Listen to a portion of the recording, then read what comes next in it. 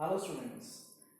So in the last class we had discussed, in the last video we had discussed about the scale, what is scale and how do we use it, what are the uses of the scale and why do we use it.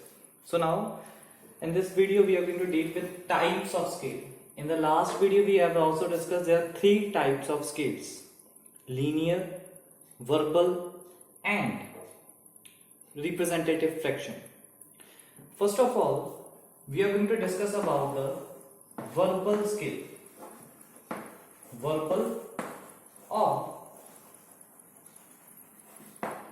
statement scale.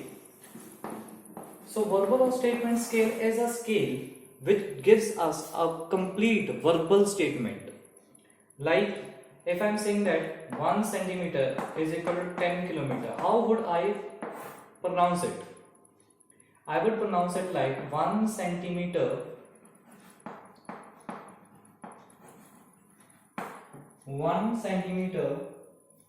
is equal to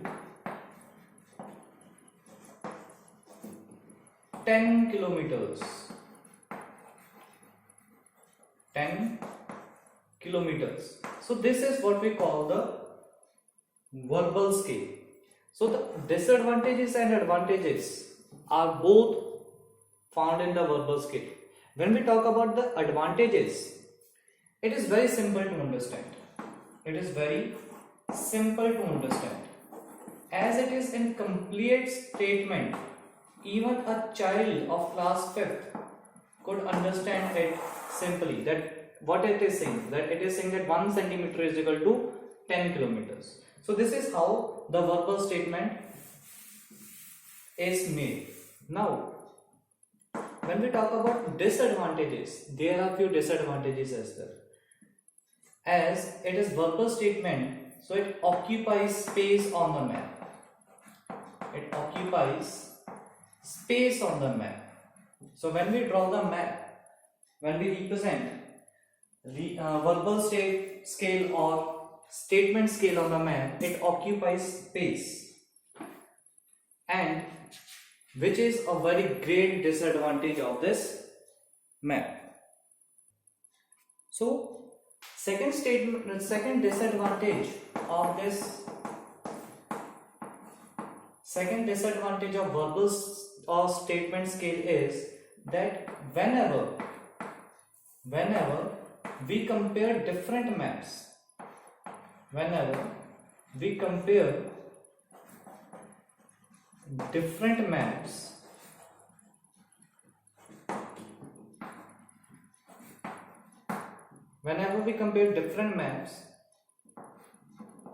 sometimes the units are not clear to us. Units are not easily clear. So whenever we enlarge this map or reduce this map into units, so it would create a lot of problem in its units, like kilometers, centimeters. It would create a large problem. So it is not suitable when we are having verbal scale to compare different maps. It would not be suitable with the verbal scale than when we are having different maps. So one map, when compared to other type of map having verbal scale or statement scale, would give us a lot of confusion about its units, about its actual distance. So now moving ahead towards our next scale, that is linear scale.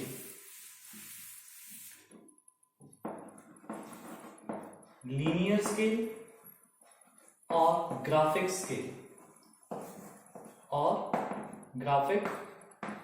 and sometimes this scale is also known as bar scale. Now, why do we call it graphic scale? Because it gives us an image of distance. It gives us an image of distance through a diagram or a bar.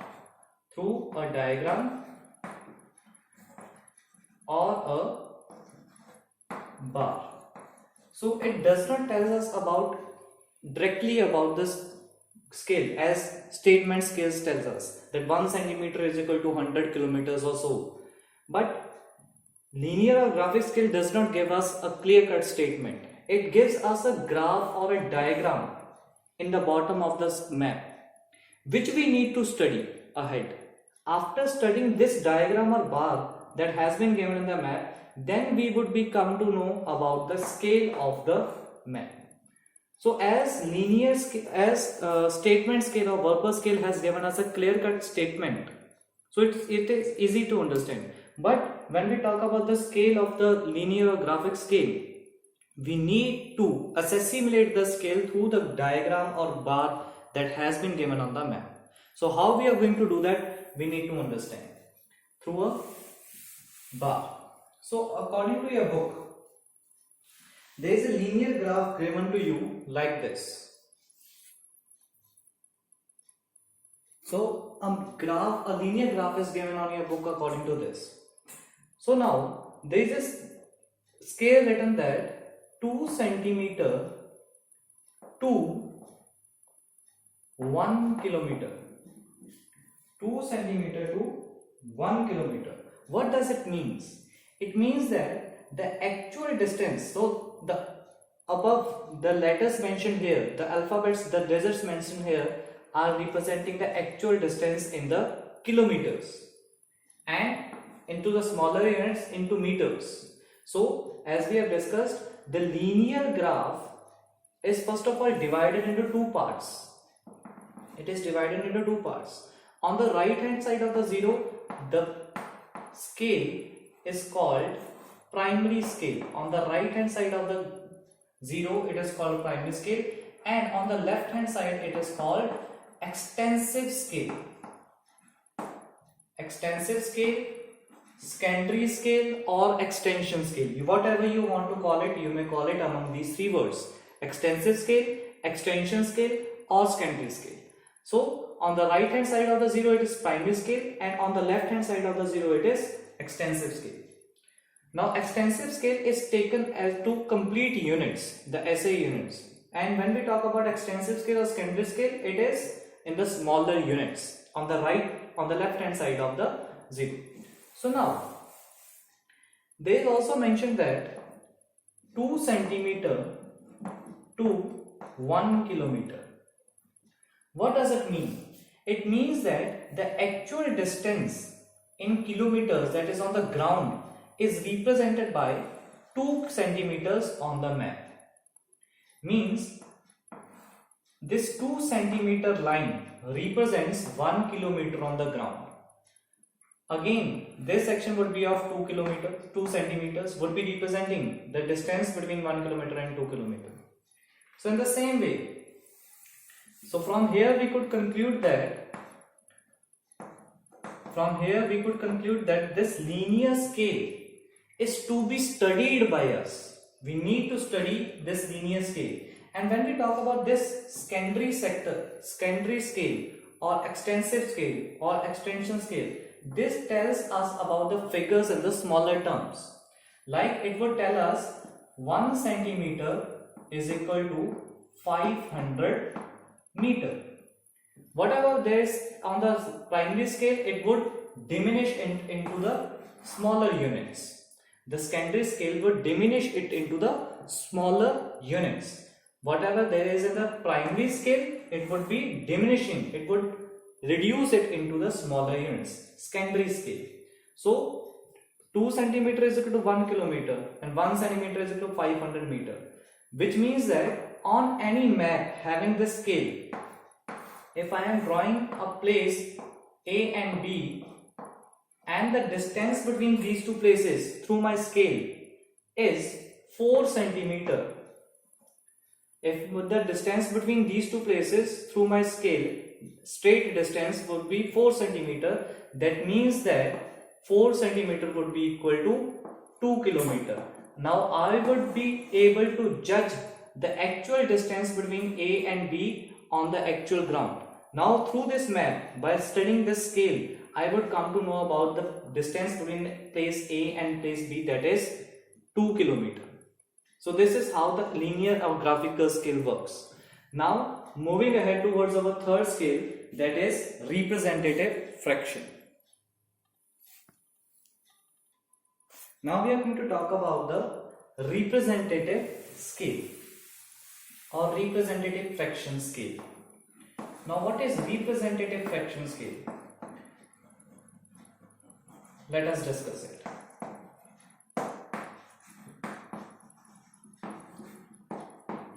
It is also known as RF, representative fraction. So whenever we are talking about representative fraction, the first thing that you need to keep into your mind is it does not denotes units. It does not denotes units. Representative fraction scale does not have units. It is only when we convert this representative fraction scale into verbal scale or into the linear scale, then only it would be having the units. Otherwise, representative fraction scale is not having the units. So if it is not having the units, so it would be very easier. It would be very convenient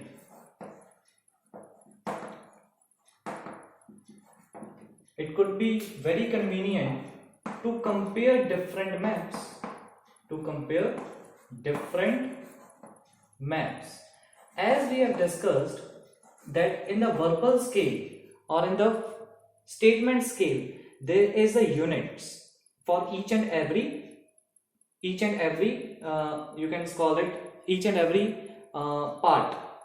So while we talk about representative scale, it does not denotes units. It does not designates units to any distance. So we could easily compare the maps because there would be no issue of converting the units. While we are talking about comparison of maps from the statement scale, we would have a lot of confusions regarding the conversion of the units. So if there are no units, there would be no problem, no issue while converting it into while comparing different maps.